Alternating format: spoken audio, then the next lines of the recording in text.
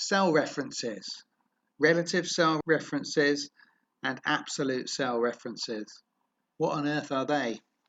Let's find out. Here I have the extras,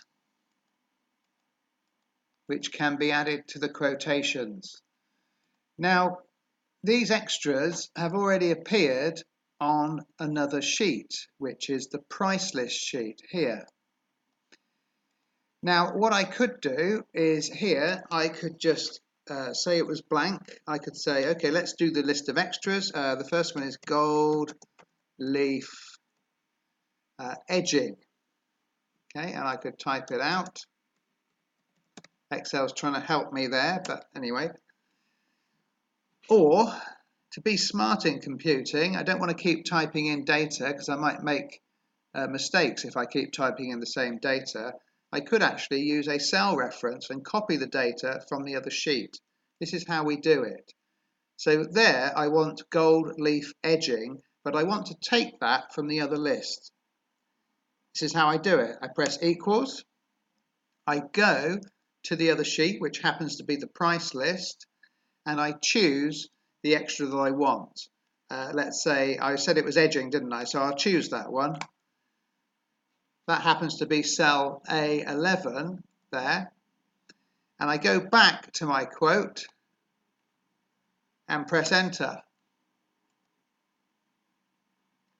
So here we go. I go equals, price list, gold leaf print, enter.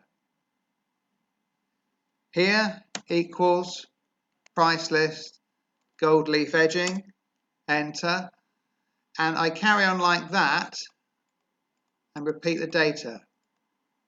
So that's called a relative cell reference because it's picking up data from a different sheet but at the same position on that sheet. So what happens then if I decide that I want to pick up data from, say, that cell A20? Well, let's try it. If I go here, equals price list A20, it picks up a blank figure, as you would expect. So let's just put that back to how it was. Okay, so each one of these is now being picked up from the price list. Oh, naughty, that one isn't. Let me do that one. Equals sign, price list, embossed. And that's cell, price list cell A13. Okay, so that's done. So that's a handy way of not having to retype data. And of course, if I change this, so I want to go embossed like that, you should find, yes, that it picks it up and carries it through. Just change that back. So that's a useful feature. That's a relative cell reference. What if I think, though, well, that list was so great that I want to put gold leaf print down here as well? I'm not saying that you do, but what if you wanted to? Well, it hasn't picked it up. It's just put a 0. Why is that? Because it's called a relative cell reference. It worked there at A14, but it doesn't work here at A22.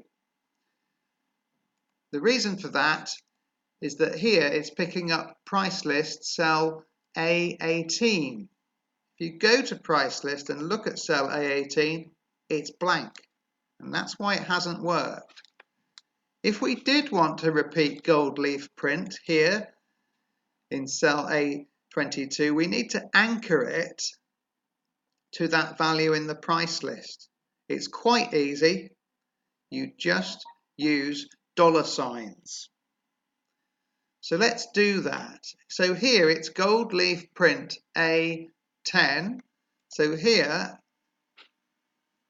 I will go equals price list. That's the name of the thing, of the worksheet. So let's do that. So what I'll do is I will go equals and I will go to the price list and go to gold leaf print like that as I did before.